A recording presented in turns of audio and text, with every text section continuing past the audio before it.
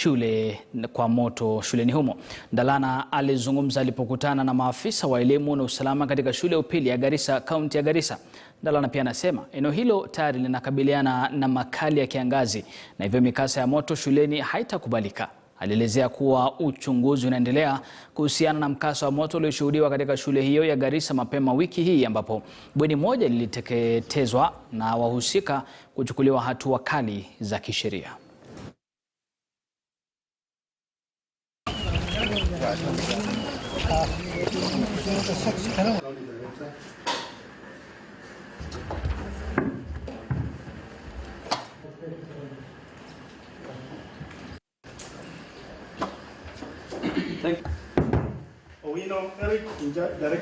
A board meeting on Saturday when we shall look at those reports which we have not yet received, and based on the recommendations we'll take appropriate action. On that day we have released the students because we could not contain them in the school anymore. They were a bit riotous after the incident, and on Saturday when we shall meet is when we will decide how they will come back and what will happen after that. The administration of a school cannot expel a child because as far as the law of the land is concerned now, it is only through the principal secretary who has the authority to expel a child. So we want to revisit all those issues such that the school board management have the mandate and the power to expel a child. And once a child is expelled, it means he or she cannot move to the next school. I know my DCI personnel are doing. Serikali ya kaunti ya Kilifi imeanzisha mbinu ya majadiliano kwa nia ya kutafuta suluhu ya mzozo wa ardhi wa miaka 40 unaozingira umiliki wa ardhi ekari 7,000 ambao umeathiri maskwota wapatao 35,000 eneo la Mariakani, kaunti ndogo ya Kaloleni, kaunti ya Kilifi. Waziri wa ardhi kaunti hiyo ya Kilifi, Maureen Mwangovya, amesema serikali imeanzisha mjadiliano kati ya familia ya mwenda zake Mumba Chome, Ngala na maskwota hao. Uamuzi uliotolewa katika mahakama ya mazingira ya Malindi mwaka 2018 ulipa familia ya Ngala haki ya umiliki na kuamuru maskwota hao kuondoka, japo wakakata rufaa dhidi ya uamuzi huo katika mahakama hiyo ya rufaa.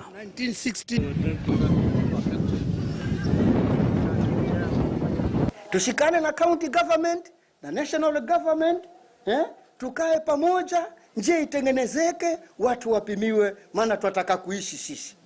Si watu ambao tunataka kuenda pale mitangoni, tunataka kuishi pale Shangia, tunataka kuishi. Familia haijatoa notice yoyote ya eviction kwa sababu kesi bado iko kotini, na hata bado kuna mazungumzo ambayo yanaendelezwa na county government ya alternate dispute resolution mechanism ili kupata suluhu kwa hili jambo. Kwa hivyo labda kuna wanasiasa ambao wanajaribu capitalize katika hii issue ili kupata kura, considering sasa tunaenda 2022. Tungewaomba wa cease and desist, waache kabisa hiyo tabia ya kutumia jambo ambalo liko kotini, jambo ambalo linahusu shamba la familia ya Mumba Chome. The notice ambayo tulipeana, we were not intending to evict anyone, but we are intending to ensure that kile kinajengwa pale mitangoni kinaendana na sheria. Na kama serikali ya kaunti ya Kilifi tumechukua mstari wa mbele kutetea wakaazi wa eneo lile, na ndio sababu tumekuwa na mikutano mingi baina ya wale ambao ni wamiliki wa ile ardhi ambayo ni familia ya Chome Ngala na ile jamii ya mitangoni ambayo pia iko na viongozi wake ambao wako hapa. Tumekuwa na mikutano mingi ikiongozwa na gavana kujaribu kuwaleta pamoja, na madhumuni ni kuhakikisha kwamba tunaleta suluhu katika eneo lile ili watu wakaweze kuishi kwa amani. Shirika moja la kiraia linaendeleza mikakati ya kudhibiti na kutokomeza kabisa visa vya dhuluma za kijinsia dhidi ya wasichana. Shirika la elimu kwa wanawake barani Afrika FAWE Kenya limekuwa likifanya vikao na wadau kutoka kaunti mbalimbali, na hapo jana ilifanya kikao kingine hapa Nairobi ili kutathmini hatua zilizopigwa katika kubuni na kupasisha sheria za kudhibiti dhulma za kijinsia katika baadhi ya mabunge ya kaunti. Aidha, kikao hicho kiliangazia mikakati ya kuendeleza wanaharakati kupitia takwimu. Of an increased government agencies and the like, and we were looking as a county to we have had really a series of meetings. The first one was in the beginning of the year in March, where we trained women rights organizations on data collection and validation of data. And the reason why we trained these women rights organizations is for them to be able to use the existing data that FAWE has been able to collect, both the case study and the data mapping, to act as to use them to defend why they are bringing up the issue of sexual gender-based violence. We have really contributed into the Nairobi County bill, the sexual gender-based violence bill, and I'll say that will be is actually one of our achievement. And apart from that, the next achievement that we'll be looking forward to is to develop a strategy, implementation strategy, because you know that if we have the bill and it is not being implemented, then there's no need for that particular bill. So for us really to realize change within these areas, and even as a country, we really needed to emphasize, we are really emphasizing on ensuring that we have the implementation strategy for the bill approved. Then it will be from that place that at least the government, especially the county government, will be able to put an allocation to be able to implement the bill. We really hope that by the end of the project, the women's rights organizations that partners with us will have the relevant skills to be able to access and use quality data to advance education for girls in emergencies in Kenya. Na mtazamaji, ugonjwa wa COVID-19 ulipotangazwa humu nchini mwaka jana, wakongwe wengi walionekana kutelekezwa na jamaa zao. Wengi waliishi maisha ya upweke bila watu wa kuwasaidia, hasa ikizingatiwa kwamba walikuwa miongoni mwa watu wenye hatari ya kupata ugonjwa huu kwa haraka sana. Lakini hata hayo yakijiri, shirika la Purity Elderly Care Foundation kaunti ya Nyeri limeanzisha kampeni ya uhamasisho kuhusu ugonjwa huu wa COVID-19 miongoni mwa wakongwe. Mwanahabari Clement Masombo alipatana na wazee hao ambao walimwelezea baadhi ya changamoto wanazokumbana nazo maishani. Hebu tuwasikilize. Naam, swala la kushughulikia maslahi ya wazee katika jamii limesalia kuwa donda sugu, hata serikali ikiendelea kutia mikakati kadha kadha kuhakikisha kwamba wazee katika jamii wamepata maslahi mema na wanaishi maisha ambayo labda wengi wao wametamani kuishi, lakini bado imesalia kuonekana kwamba wengi kati ya hawa wazee wameachwa na jamaa zao, hasa wakati huu wa corona.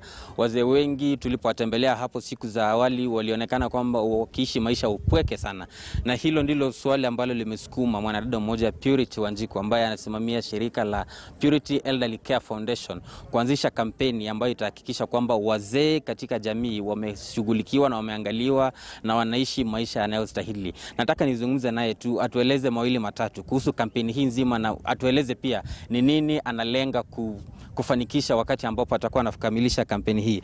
Asante sana Purity kwa wakati wako. Tueleze tu nini kimekusukuma kuanzisha kampeni hii ambayo unaizindua rasmi hii leo.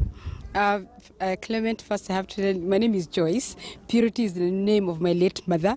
That's why I called Purity Elderly Care Foundation, the organization that I founded. Today, 11th November 2021, we are launching a partnership with the Mastercard Foundation, whereby we are saying that tujichunge, corona haijaisha, it is up to us. So we are raising that campaign. We are starting today, and it is going to go on for the next 2 months and even forever if it has to be, just reminding people that corona is here. The partnership is about, talking to the community, making an impact, in the community about coronavirus. This partnership is very serious. It is a partnership that has come when it is very needed, because people have relaxed, because the curfews are out, much is not happening. So basically, it has come the right time when people have relaxed. So we need to remind people, corona bado iko, tujichunge. It is up to us.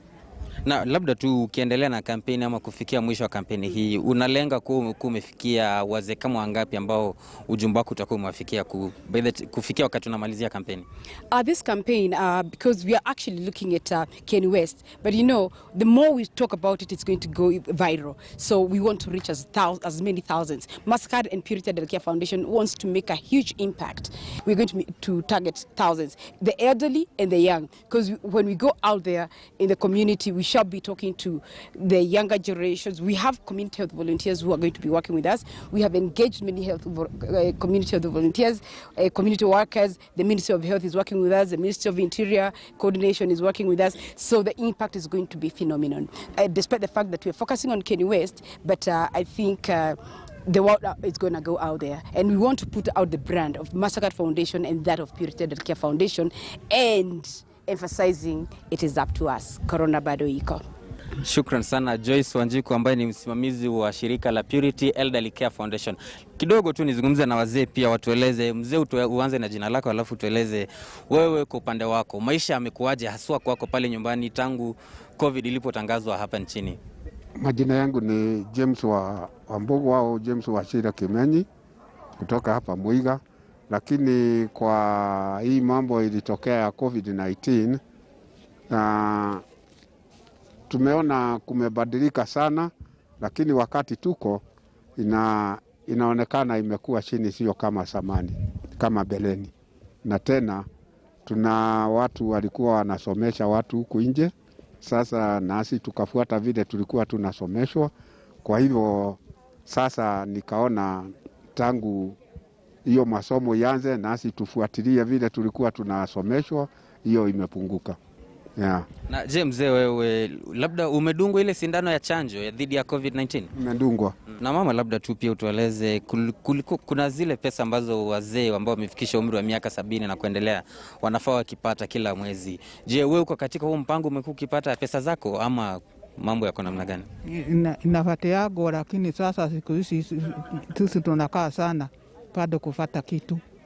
Kama mara ya mwisho wewe kupata hizo shilingi 2000 za kila mwezi ilikuwa mwisho wako ulikuwa lini? Mwisho tulienda mwezi ya 7. Sasa wakati huu sisi bado ufuata. Ombi lako labda kwa serikali kulingana na hizo pesa? Ombi lako, ungependa serikali ifanyeje kuhusu hizo pesa za wazee ambazo mnafaa kwa mkipokea? Wasema wakati sisi tulifuatia hiyo pesa kulikuwa mzuri, watu waigini ni wagonjwa kama mama kama mimi hawezi kumaliza kipimo ile ya kilimo, akakuna nguvu ya kilimo. Sababu mtu kama anafika miaka 76 hakuna nguvu sauri ya kulea. Asante sana mama. Shukran. Hao tu ni baadhi ya wazee ambao wamefika katika uzinduzi wa kampeni hii ambayo inaanza leo hii na inatarajia kuendelea kwa muda wa miezi 2. Kutoka hii kaunti ya Nyeri ni hayo tu kwa sasa. Na mtazamaji, huenda Kenya ikashuhudia mabadiliko makubwa katika gharama ya ada za kutafuta ushauri kutoka kwa madaktari na wataalam wa afya nchini. Hii ni baada ya washikadau kwenye sekta hiyo kufanya kikao maalum ili kujadili mapendekezo ya taratibu mpya zitakazotumika katika uainishaji utozaji za ada za huduma za madaktari na wataalam. Mkutano huo unafuatia maagizo ya kamati ya bunge kuhusu afya yaliyoelekeza baraza kuu la madaktari na matabibu kuanzisha mchakato wa kuangazia upya ada zinazotozwa na madaktari kwa ajili ya huduma maalum kama vile ushauri wa kitaalamu. When you look at the situation in the country following the COVID-19 pandemic, most families are complaining that they cannot afford cost of care. Number 2, as council, we have had experiences of patients reaching out to us to organize for them to be released from hospitals because they are being detained for lack of payment of outstanding fees. We also have had cases of bodies being detained in various hospitals for lack of payment. Today we have identified the key drivers of cost of healthcare in this country. So some of the issues that we have identified include the cost of hospitality, the hospital care. We have also identified the cost of pharmaceutical and non-pharmaceutical products. We have also noted that taxation on medical products and medical devices is affecting cost of healthcare negatively in terms of making it go up. So we've also noted that the cost of training for health workers, particularly those who sponsor themselves for training, is still high. And we are now going to constitute another smaller group which will sit next week to fine-tune the proposals and prepare a report that will be presented to the Minister of Health for onward transmission to the National Assembly Committee on Health. Na mtazamaji, unafahamu kwamba upishi ni taaluma kama zingine na serikali inafaa kuwekeza zaidi kwenye taaluma hiyo, kwani hiyo ni njia moja ya kukuza sekta ya utalii humu nchini. Hayo alisemwa kwenye kongamano la siku 3 linaloendelea hapa Nairobi, ambalo limewavutia wapishi zaidi ya 2000 kutoka humu nchini na mataifa jirani. Wapishi pia wameombwa kubuni mbinu zao za kufungua biashara zao wenyewe.